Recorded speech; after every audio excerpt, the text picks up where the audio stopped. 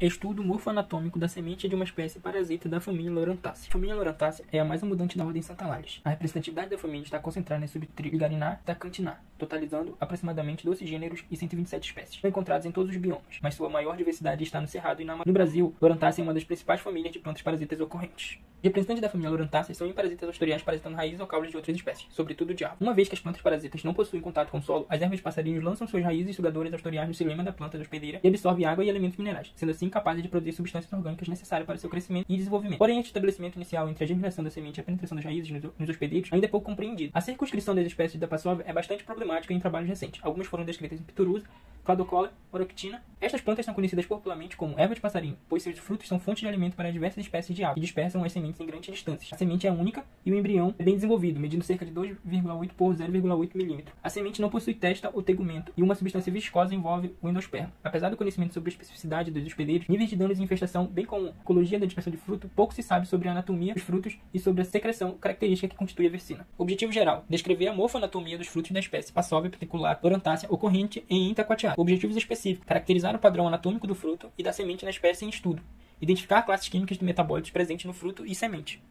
Sobre a metodologia deste trabalho, as amostras de fruto de Passóvia foram coletadas em Itacoatiara. Os férteis foram rebolizados e as escatas depositadas no herbário da Universidade Estadual do Amazonas, UEA, o Herbite, em Itacoatiara. Foram coletados 3 ramos reprodutivos, amostrando 3 indivíduos em diferentes estágios de desenvolvimento. As amostras de frutos foram fixadas em FNT, formalina neurotamponada, por aproximadamente 48 horas, em vácuo. Após desidratação em série etílica, foram armazenadas em álcool 70. Sobre a análise morfológica e anatômica, as amostras foram analisadas de acordo com a metodologia usual em trabalhos descritivos taxonômicos, mensurando os órgãos vegetativos e reprodutivos, a fim de registrar possíveis novidades das descrições taxonômicas. O material incluído foi emblocado e seccionado em micrótomo rotativo manual, nos planos transversal e longitudinal. Após coloração de corte em azul de toluidina, as lâminas foram montadas em pergamute.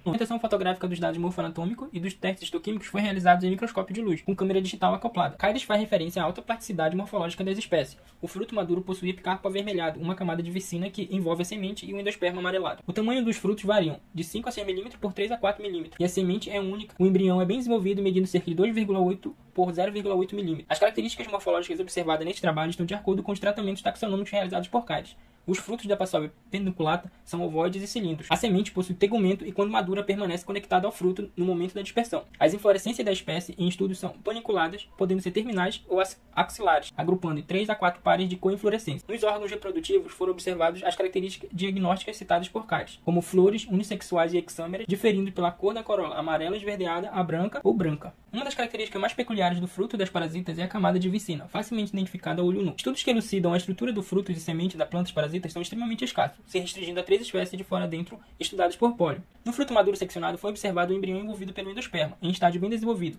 apresentando uma região basal achatada característica, próxima a uma camada pegajosa, a camada de vicina. Anatomicamente, o endosperma da semente estudada apresenta células paraquimentosas aclorofiladas, isodiamétricas e acumulando grande quantidade de grão de amido. O embrião em Passóvia pedunculata aparentemente é desconectado do endosperma e assume posição voltada para a região de interrupção do fruto, adjacente ao seu eixo radicular. O oposto foi observado por Polio, onde o embrião das espécies de fora dentro se encontram completamente embebidos no endosperma, diferente da espécie estudada que aparentemente é desconectada do endosperma, epicarpo e mesocarpo. O epicarpo apresenta células tabulares e cuboides recobertas por cutículas espessa e lisa. Subjacente a esta região se encontra a camada de vicina, com células alongadas e produzindo secreção mucilaginosa. Duas camadas se destacam por acúmulo de composto fenólico. A camada adjacente à vicina, apresentando células com paredes espessas e que vão se desintegrando ao longo do desenvolvimento do fruto. Já a segunda camada possui células grandes e alongadas, podendo acumular fenólicos em quase todos os espaços do protoplasto.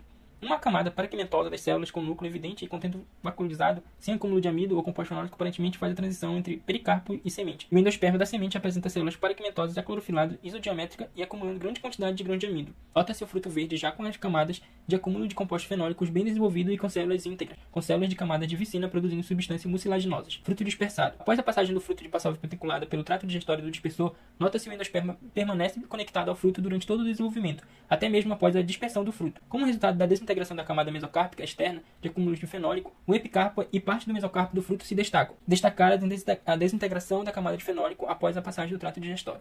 Por outro lado, o embrião assimila a reserva, acumulando amido e se desenvolvendo em tamanho, rompendo assim a ligação basal entre endosperma e fruto. Logo, quando a semente é defecada, já em processo de germinação, a base do embrião se adere ao tronco do hospedeiro, mas ainda permanece com resquícios do endosperma e do fruto acoplado em seu ápice. Todos os testes histoquímicos tiveram resultados positivos.